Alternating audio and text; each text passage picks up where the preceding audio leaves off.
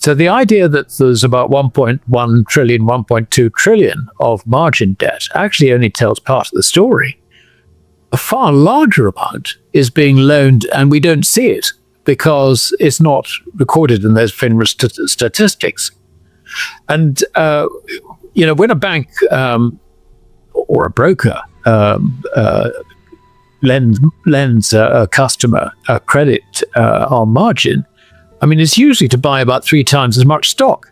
So there could be, on FINRA alone, that's about $3 trillion worth of stock. And then with the banks, I don't know, you could probably take a guess, you probably at least double that again. So we could indeed have up to 10 trillion of stock being held on margin.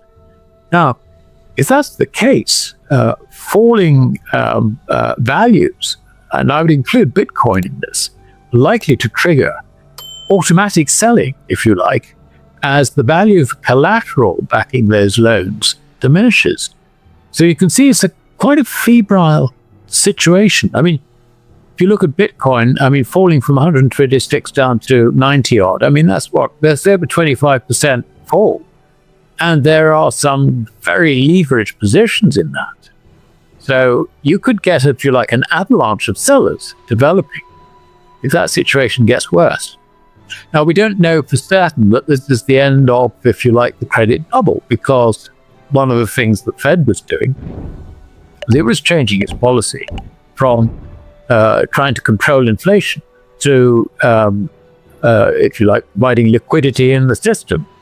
And to that end, it has announced the end of QT and the beginning of QE. The credit machine is going to get cranked up again, another notch. But whether it's enough to save the equity market, we will see. We don't know yet.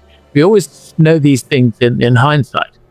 But I think the general point is that holding stocks is getting a very, very dangerous game. Financial markets are now facing a pivotal moment in U.S. monetary policy. After months of tightening, the Federal Reserve has signaled a move away from quantitative tightening and toward renewed easing. This shift reflects growing concern about system-wide liquidity and the resilience of credit markets. What remains uncertain is whether additional money creation can offset the heavy leverage built into equities. History shows that once confidence breaks, as it did in 2008, policy intervention can soften the downturn but rarely prevents it. As investors brace for another round of currency debasement, bond markets are already responding, pushing yields higher in anticipation of future inflationary pressures. And, I've been saying for some time on your program, I would get out of credit and get into real money, which is gold. And interestingly, once this market turns, once the bubble gets popped and stocks really start sliding, virtually everything will go with it. So if you've got mining shares, you'll probably find they get quite a lot cheaper in the process. Nothing to do with gold or silver, but just to do with the general distress in the market. Gold and silver, last time this happened, we were looking at the great financial crisis, 2008, 2009. Gold was sold down from $1,000 down to about $680. So it then went on after that to go up to $1,920, which was a significant move, once the immediate crisis had passed.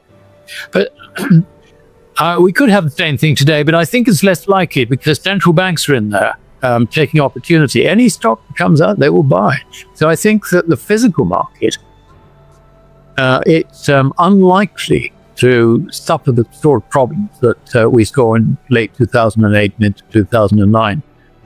Mining stocks could be different, though, because there are some very substantial profits there. And what people do when things start going wrong is rather than sell the things that, and realizing losses, what they do is they hang on to the rubbish that they're making losses on and sell the good stuff, which will be mines, of course. So I think we could be in for a period of enormous volatility.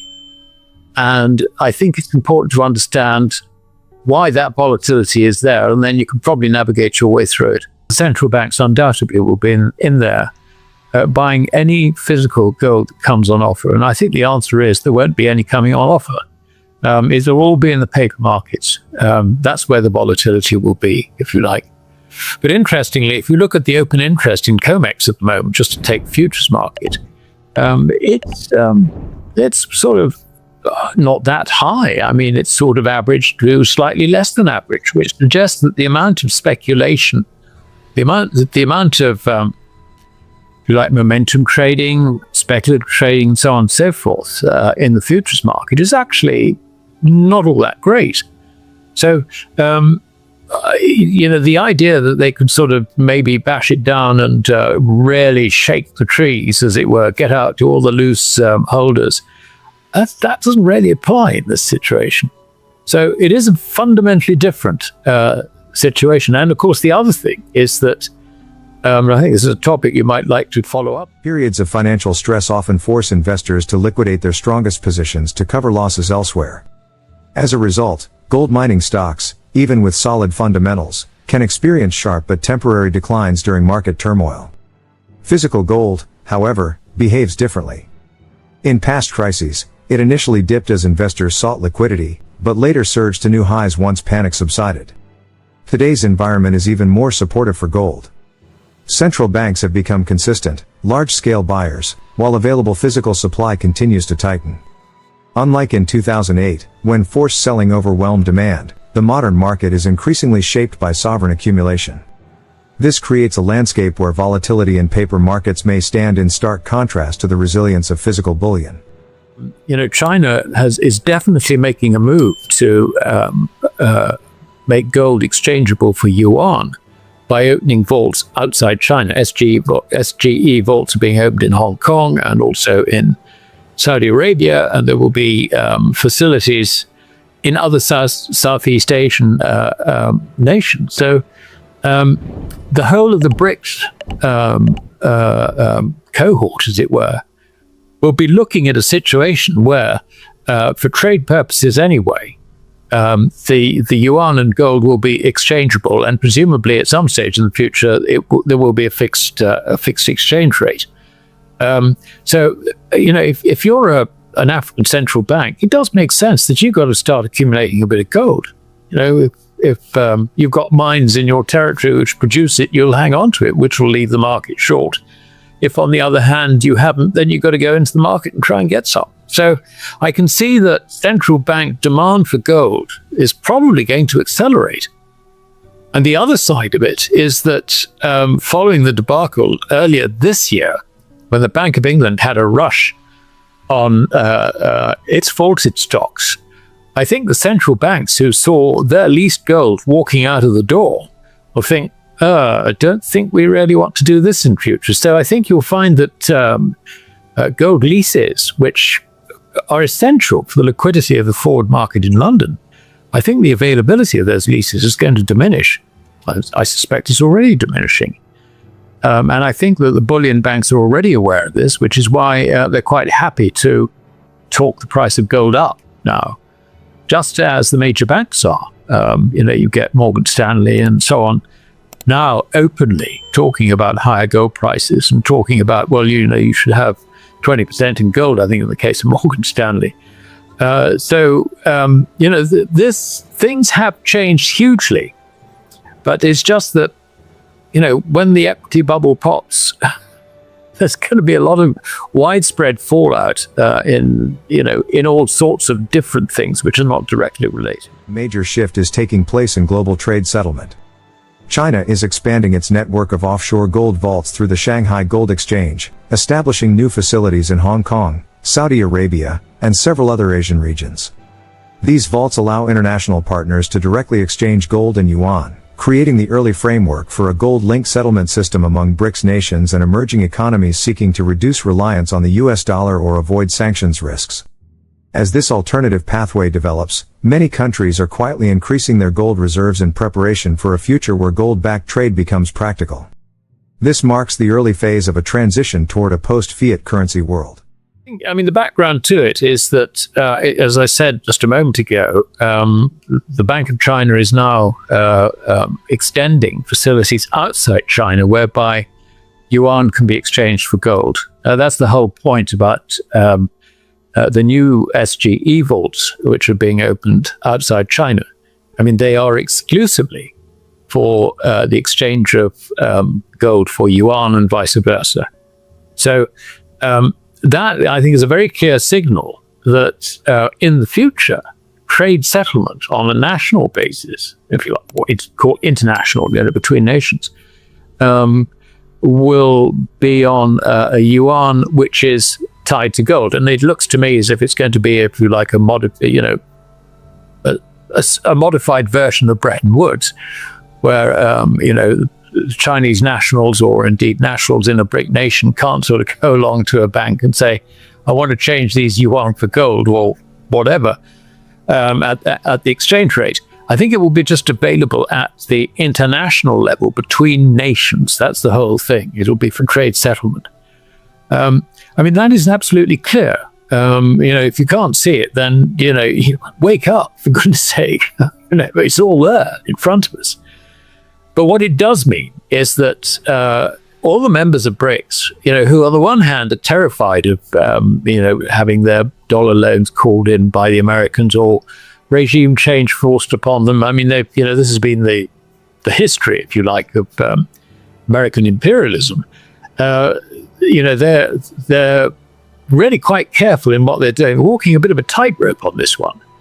But they can see which way this is going, and it does encourage them, I think, to get trade settlement arrangements in place. Hence signing up for the Chinese exchange trade settlement system. They've rather got to do that, and I think very, very quietly they're doing it, and very quietly they're looking to beef up their gold reserves as well, because they will need them in this new world. I mean, what we're looking at is a post-fiat currency world. It's not just me who's been saying it. It's, I think, some of the smarter heads, if you like, in central banks. They know what's going on. But these guys aren't stupid. They understand the difference between money and credit.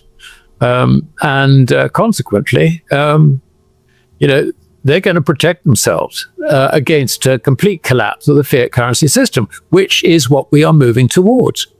And you can see how that's going to happen too, because when this equity, or if you like, the financial asset bubble pops, and this is particularly the case in America, then you're going to get collapsing stock markets. You're going to get collateral problems, which I've just described, through all the margin loans being foreclosed on and all the rest of it, which will increase the selling into a falling market.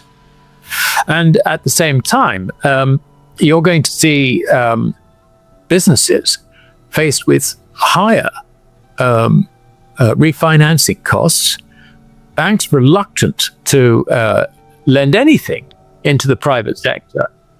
So, this is going to, if you like, hit the non-financial private sector very, very hard in terms of cash flows and all the rest of it.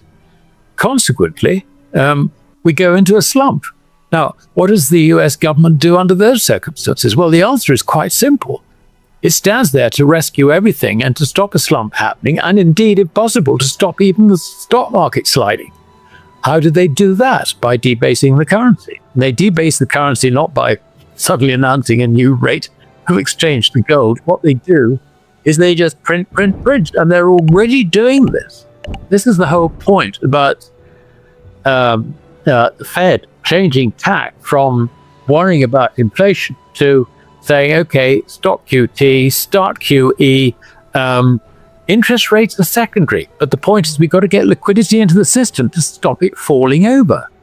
That was what the Fed was doing. I mean, it was a very clear signal to all of us where the priorities now lie. I mean, one of the things that's been sort of undermining sentiment in the market a bit is, we were absolutely certain that we were going to get another cut in the Fed funds rate in December. Now it's 50-50. So you can see that there are doubts creeping in, if you like. But the interest rate scene isn't so important. What really matters is what the bond yields do. And what the bond yields will do is they will start discounting the growing certainty that there's another round of dollar debasement about to occur. I mean, when you get dollar debasement, what sort of level are you going to demand in terms of return to part with your dollars, say, on a 10-year basis?